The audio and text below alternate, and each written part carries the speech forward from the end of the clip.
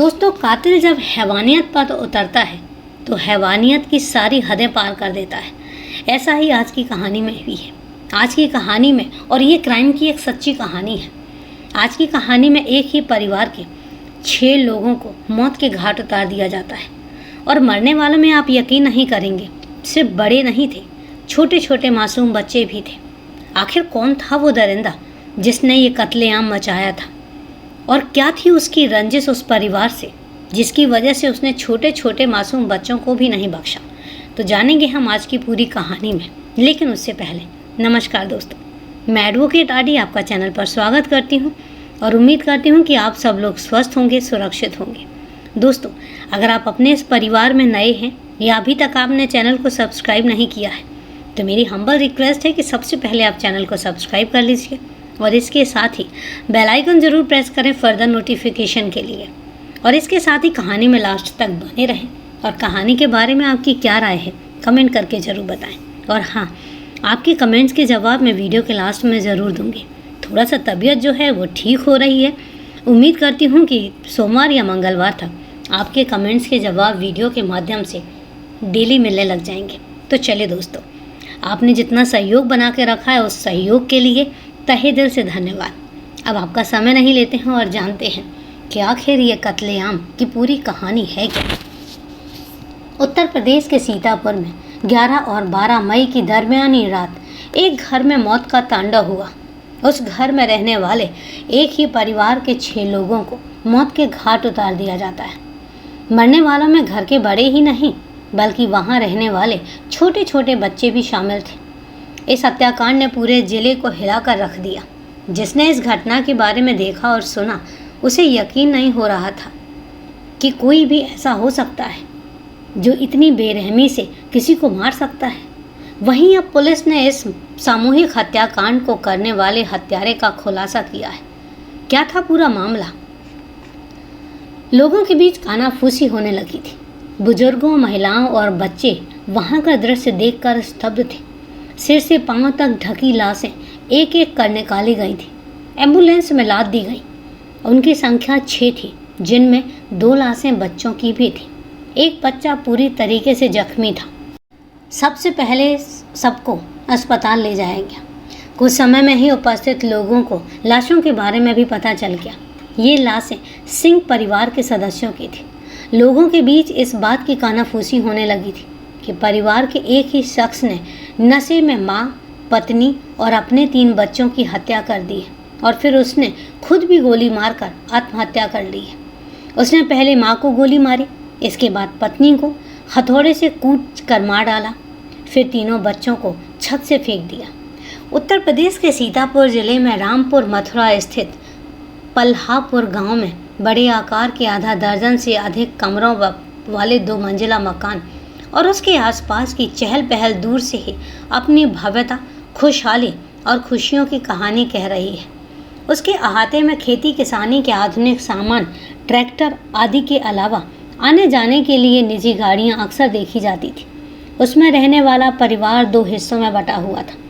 एक हिस्सा बुजुर्ग विधवा महिला सावित्री सिंह परिवार के सदस्यों के साथ इस मकान में रहती थी, जबकि परिवार की बहू प्रियंका से अपने 3 बच्चों के साथ लखनऊ के मकान में रहती थी। 2 भाई गांव में रहकर ही खेती का काम संभालते थे। उनके पास अच्छी खासी 100 बीघे की जमीन थी। एक तालाब भी था जिसमें मछली पालन का कारोबार था। परिवार की अच्छी तरक्की, सुख के साधन और शिक्षित होने आदि की चर्चा पूरे गांव में होती थी। परिवार के मुखिया स्वर्गीय वीरेंद्र सिंह इलाके में बड़े किसान की हैसियत रखते थे और उनका परिवार आधुनिक ढंग से खेती करवाने के लिए जाना जाता था। परिवार में सब कुछ ठीक चल रहा था। गांव वालों की निगाह में उनकी जिंदगी आनंद के साथ गुजर रही थी। अचानक 11 मई की सुबह 7 बजे के करीब उसी घर के आगे कोहराम मच गया। वहां कई एम्बुलेंस और पुलिस की गाड़ियां पहुंच चुकी थी। अस्पताल कर्मी और पुलिस कर्मी मकान के भीतर जा चुके थे और अहाते से लेकर आसपास के रास्ते पर ग्रामीणों की अच्छी खासी भीड़ जुट चुकी थी। दरअसल सिंह परिवार के पट्टीदार प्रभाकर सिंह ने सुबह सुबह रामपुर मथुरा थाने की पुलिस को नृशंस हत्या की वारदात की सूचना दी। उसे परिवार के एक सदस्य ने 4 बजे के करीब फ़ोन करके बुलाया था।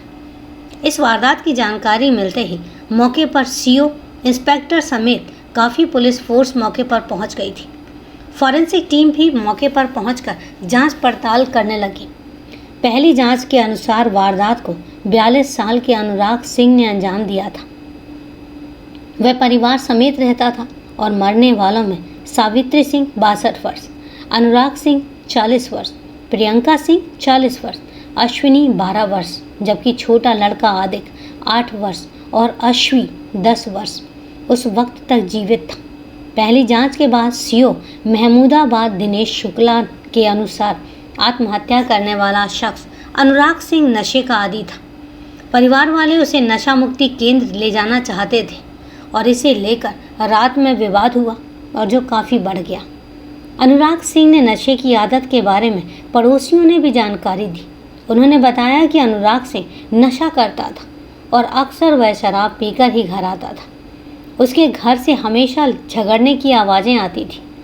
उनकी अस्पष्ट आवाज़ों में किसान क्रेडिट कार्ड बंटवारे, बाबूजी कर्ज खर्च आदि की बातें सुनाई देती थी। घर के मुखिया के निधन के बाद से ऐसा लगता था कि मानो घर की सुख शांति भंग हो गई हो। अनुराग सिंह की मानसिक हालत भी ठीक नहीं चल रही थी। एक ही परिवार के 6 लोगों की हत्या से गांव के लोग भी गमगीन हो गए थे। गांव के कई लोगों ने गोलियों की आवाज़ें सुनी तो थी और मौके की ओर दौड़ पड़े। परिवार का एकमात्र सदस्य अजीत सिंह ही बचा था और वह अनुराग सिंह का छोटा भाई है। एक परिवार के 6 लोगों की मौत की खबर मिलने के बाद मौके पर ग्रामीणों की भीड़ लग गई। मौत का तांडव कितना लोग मरसक रहा होगा, इसकी कल्पना कर लोग सिहर रह गए। एक ही परिवार के पुरुष, महिला और बच्चों की मौत किसी को भी झकझोर देने वाली घटना थी। इस हत्याकांड ने पूरे जिले को हिलाकर रख दिया था। जिसने भी इस घटना के बारे में देखा और सुना, उसे यकीन नहीं हो रहा था। मृतका प्रियंका सिंह के भाई आदित्य सिंह ने चीख चीख कर पुलिस को बताया कि उसके जीजा अनुराग सिंह हत्या जैसा काम कर ही नहीं सकते। इन सब का कातिल कोई और है। उसने मामले की जांच की मांग की, लेकिन पुलिस ने उसकी एक भी नहीं सुनी और अजीत सिंह के बताए गए सीन पर ही FIR दर्ज कर ली। उसके द्वारा बताई गई घटना को ही सच मान लिया, जबकि आदित्य सिंह ने सीतापुर पुलिस को एक शिकायती पत्र भी भेजा।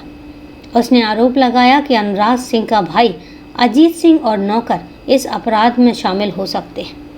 बाद में पता चला कि यूपी के पूर्व मुख्यमंत्री वीर बहादुर सिंह आदित्य सिंह और मृतका प्रियंका सिंह के नाना थे और गोरखपुर के कैमियरगंज विधानसभा से विधायक फतेहा बहादुर सिंह दोनों के मामा हैं। पीड़ित परिवार के हाई प्रोफाइल होने की सूचना पर उत्तर प्रदेश पुलिस के DGP प्रशांत कुमार को इसमें दिलचस्पी लेनी पड़ी। उन्होंने IG रेंज तरुण गाबा को भेजकर मामले की जानकारी कराई। उनकी टीम के साथ STF टीम और सीतापुर क्राइम ब्रांच को भी लगाया गया। उधर मृतकों की पोस्टमार्टम रिपोर्ट भी आ चुकी थी।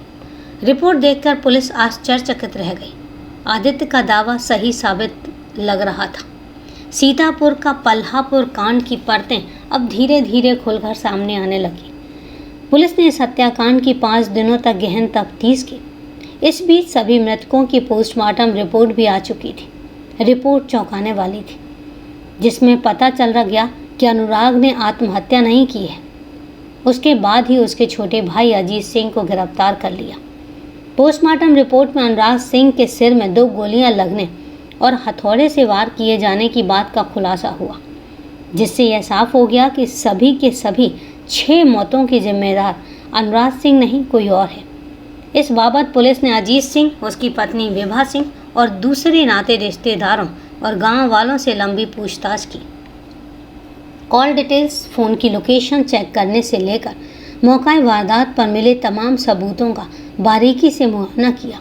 तब आखिर में संदेह अजीत सिंह की ओर गया।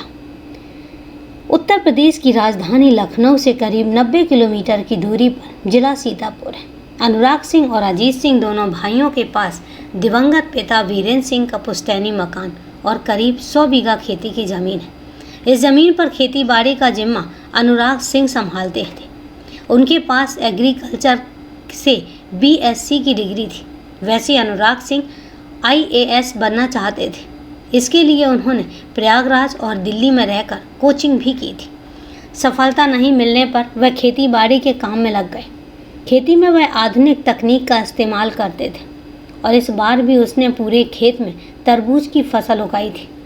बताया जा रहा है कि खेती से हर साल लाखों का टर्नओवर होता था। वही परिवार के पास गांव के घर के पीछे 4 बीघा में बना एक निजी तालाब भी है। अनुराग सिंह और अजीत सिंह का परिवार गांव में ही बने 2 मंजिला मकान में रहता था। आलीशान मकान में सभी सुविधाएं मौजूद थी, जिसकी कीमत लाखों में बताई जा रही है। रुपए पैसे की कोई कमी नहीं थी। गांव में बने घर के हर कमरे में AC लगा हुआ था। इसके अलावा अजीत सिंह, अनुराग सिंह और प्रियंका सिंह के पास अपनी अलग अलग गाड़ियां हैं। परिवार के पास कुछ दुकानें भी हैं जिनसे अच्छा खासा किराया आता है।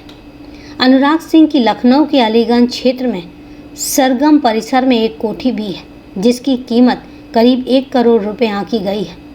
उसकी पत्नी और तीनों बच्चे यहीं रहते थे।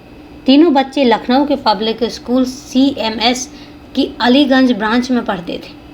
अनुराग सिंह का भाई अजीत सिंह सीतापुर के ही ग्राम महमूदाबाद प्राथमिक विद्यालय में सहायक अध्यापक है। इस घटना का एकमात्र चश्मदीद अजीत सिंह ही है। उसने अपनी पत्नी और बच्चे को एक दिन पहले ही अपनी ससुराल महमूदाबाद में पहुंचा दिया था। पूछताछ में अजीत सिंह ने जो कहानी गढ़ी वह पुलिस के गले नहीं उतरी। उसने बताया कि उसका भाई उसे भी मार देना चाहता था। उसने बड़ी मुश्किल से कमरे में बंद होकर अपनी जान बचाई थी। उसने बताया कि घटना की वजह से अनुराग सिंह की शराब पीने की लत थी। इस वजह से वह हमेशा ही शराब की लत में रहता था और इसी वजह से उसका प्रियंका सिंह से झगड़ा भी होता रहता था। वारदात वाली रात भी अनुराग सिंह शराब पीने लगा था। कुछ समय में अनुराग सिंह और प्रियंका सिंह के बीच झगड़ा होने लगा। उस वक्त वह अपने रूम में बंद हो गया और बाहर से अनुराग सिंह ने भी दरवाजे की कुंडी लगा दी। पुलिस ने पोस्टमार्टम रिपोर्ट के आधार पर अजीत से इस बयान पर सवाल उठाए, जिसका वह जवाब नहीं दे पाया। पुलिस ने पूछा कि अगर अनुराग ने उसके कमरे की कुंडी बाहर से बंद कर दी थी तब वह बाहर कैसे निकला। पुलिस ने तीखा सवाल किया कि जब उसने रात में ही अनुराग को परिवार के लोगों को गोली मारते देखा तो पुलिस को फ़ोन क्यों नहीं किया। इन हत्यारों में हथौड़े का सहारा लिया गया था। पोस्टमार्टम रिपोर्ट में किसी भारी चीज़ से मां सावित्री सिंह और प्रियंका सिंह के चेहरे को कुचला गया था। यही नहीं, उन्हें गोली भी मारी गई थी। मां सावित्री सिंह के सिर के बीचों बीच गोली मारी गई थी। इसके बाद चेहरे पर वार किया गया। प्रियंका सिंह के सिर और चेहरे पर हथौड़ा मारा गया था। सीने में बाईं ओर सटाकर गोली मारी गई थी। हथौड़ा भी प्रियंका सिंह की लाश के पास से मिला। बड़ी बेटी के पैर तोड़े गए थे, फिर गर्दन पर सटाकर गोली मारी गई थी, जो सिर को चीरकर बाहर निकल गई थी। छोटी बेटी और बेटे के सिर पर पहले वार किए गए और फिर तीनों को दूसरी मंजिल से नीचे फेंक दिया गया। बच्चे बहुत देर तक तड़पते भी रहे थे। अजीत सिंह से हत्याकांड के बारे में गहन पूछताछ होने लगी, तब वह गुस्से में आ गया और अंत में विफरते हुए उसने घटना को अंजाम देने की बात स्वीकार कर ली। उसने पूछताछ में पूरी कहानी बयां कर दी। उसने बताया कि पिता वीरेंद्र सिंह का करीब साल भर पहले निधन हो जाने के बाद उसके बड़े भाई अनुराग सिंह के बीच पैसे और ज़मीन को लेकर कहासुनी होने लगी थी। इस बात को लेकर कई बार तीखी बहस और लड़ाई झगड़े की नौबत भी आ जाती थी। गुस्से में वह अपने बड़े भाई के खिलाफ अपशब्द भी बोल देता था। ऐसी हालत में मां उनका बीच बचाव करती थी और तब किसी तरीके से मामला शांत हो पाता था। अनुराग सिंह, जो एक पढ़ा लिखा कृषि विज्ञान का ग्रेजुएट होने के बावजूद लगातार शराब का आदी था। अजीत सिंह का कहना था कि इस कारण खुद को समाज में अपमानित सा महसूस करता था। उसके पिता ने किसान क्रेडिट कार्ड से लोन ले रखा था, जिसका कुल 24 लाख रुपए का भुगतान किया जाना बाकी था। इसे लेकर वह बार बार तकादे का नोटिस आता रहता था और इसी बीच पिता की मृत्यु हो जाती है। अजीत सिंह हमेशा अपने परिवार के सामने सवाल करता था कि लोन कौन चुकाएगा। इसे लेकर अजीत सिंह और अनुराग सिंह के बीच तथा अनुराग सिंह की पत्नी प्रियंका सिंह के बीच कई बार वाद विवाद भी हुआ। अनुराग सिंह ने इसी साल तरबूज की फसल की बिक्री के बाद अपने हिस्से का लोन चुकाने का वादा किया था। इसी सिलसिले में 10 मई की शाम को पूरा परिवार इकट्ठा हुआ। इन वक्त पर उसकी मां सावित्री सिंह और भाभी प्रियंका सिंह ने उसे बताया कि अनुराग सिंह फिलहाल लोन चुकाने में असमर्थ है। इस बात पर अजीत सिंह गुस्से से भर गया और उसने शाम के समय घर में बनी खिचड़ी में नींद की 4-5 गोलियां मिला दी और सभी के सोने का इंतजार करने लगा। अजीत का कहना था कि उसका मकसद अपने भाई और भाभी को ख़त्म करने तक का था, क्योंकि उसकी नाराज़गी भाई और भाभी से थी। माँ और बच्चों को केवल नींद की गोली देकर सुलाना चाहता था। इसकी योजना पर पानी तब फिर गया जब उसे मालूम हुआ कि परिवार के सभी लोग बाहर से खाना खाकर आए हैं और किसी ने घर में पकी खिचड़ी खाई तक नहीं है। अजीत सिंह पशोपेश में पड़ गया कि अब वह क्या करे। फर्स्ट फ्लोर पर बने अपने कमरे में जाकर वह लेट गया, लेकिन उसे नींद नहीं आ रही थी। रात के 2 बज चुके थे। वह अचानक उठा और फर्स्ट फ्लोर पर बने प्रियंका सिंह और बच्चों के कमरे की बिजली का मेन स्विच ऑफ कर दिया। कुछ समय में ही गर्मी के कारण प्रियंका सिंह कमरे से बाहर आ गई। बाहर खड़े अजीत सिंह ने उस पर गोली दाग कर हत्या कर दी। अचानक गोली की आवाज़ सुनकर माँ सावित्री सिंह की नींद खुल गई। वह हड़बड़ी में अपने कमरे से बाहर निकल आई। अजीत ने उन पर हथौड़े से हमला कर दिया और उसके बाद अनुराग सिंह को उसके कमरे में जाकर गोली मार दी। अजीत सिंह यहीं नहीं रुका।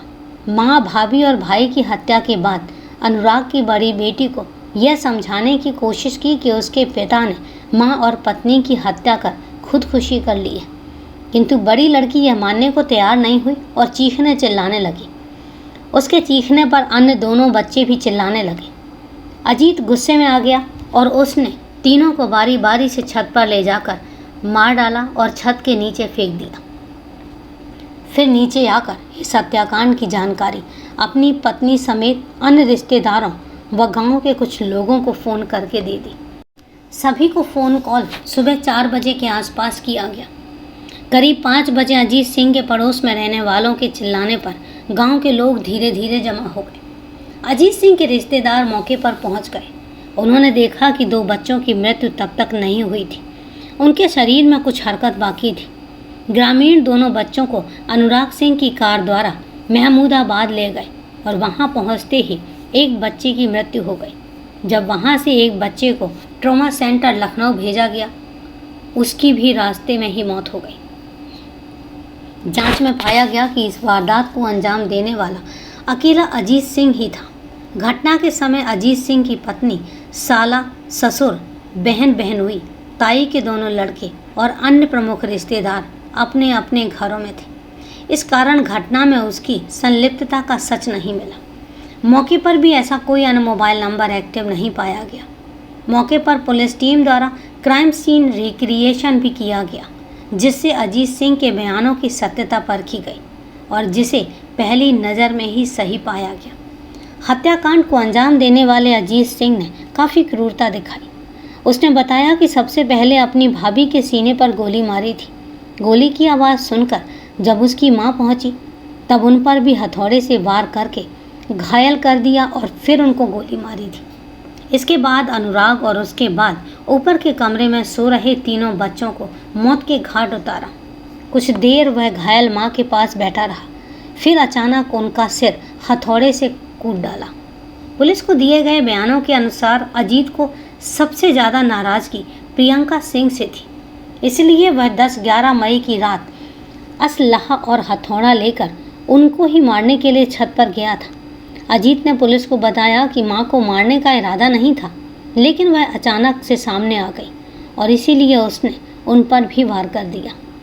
जब आने सभी की हत्या कर मां के पास पहुंचा तो उनकी सांसें चल रही थी। अजीत ने यह भी दावा किया कि मां ने कहा था कि वह वहां से चला जाए। अजीत सिंह का कहना था कि उस पर सनक चढ़ी थी। कुछ समझ नहीं आ रहा था। ऐसा लगा कि अगर माँ जिंदा रहेगी तो वह कैसे उनका सामना करेगा। यह सोचते ही अजीत ने माँ सावित्री सिंह पर कई बार वार किया। जब तक पड़ोसियों को पता चला तब तक बहुत देर हो चुकी थी। घर के सामने रहने वाले अनुराग सिंह के करीबी प्रभाकर प्रताप सिंह ने बताया कि घटना की जानकारी पर वह मौके पर पहुंचे।